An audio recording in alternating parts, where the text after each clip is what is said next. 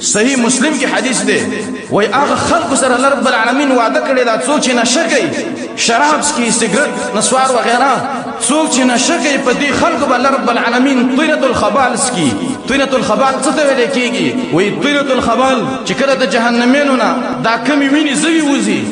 او دغه نه یو ډن جوړ شي وای دې د طینۃ الخبال ویل کیږي دا به یو خټي او په هغه خلق به الله رب العالمین وسکي څوک چې په دنیا کې نشه کوي شرابونه سکي او بل حدیث راغلی ابن حبان رحمه الله ذکر کړی دی په روایت د ابو موسی الاشعری رضی الله عنه وای هغه خلق چې نشه کوي شراب سکي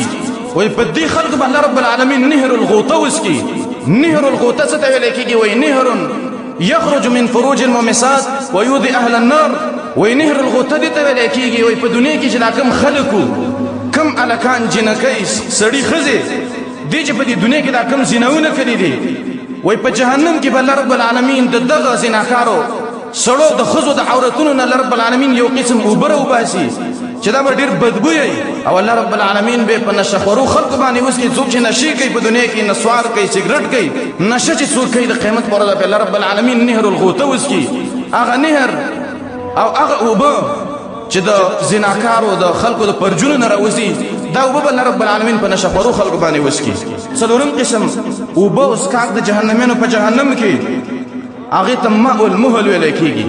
ماء المهل څه ته ویل کیږي عبد الله بن عباس رضی الله عنهما نه چا د پوسو کو چې ماء المهل څه ته ویل کیږي وای کدر دی زیت لکه د تیلو د اخیره کله چې تیل وخوټ کې او د اخیره د اخیره وزي دغه څه ګرم خیره د تیلو په الله رب العالمین په دې جهنمینو باندې وسکي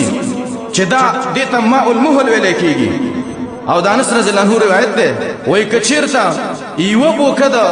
د دې ماء المهل د دې ګرمو بو یو بوکده دنیا په منځ کې وشي وای لا احرق ما بین المشرق والمغرب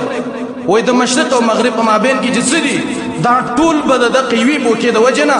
چې ماء المهل دی د ارڅ په دې دنیا کې وسوځي کچیرته یو بوکا د ماء المهل د دنیا تر ورته ولې شي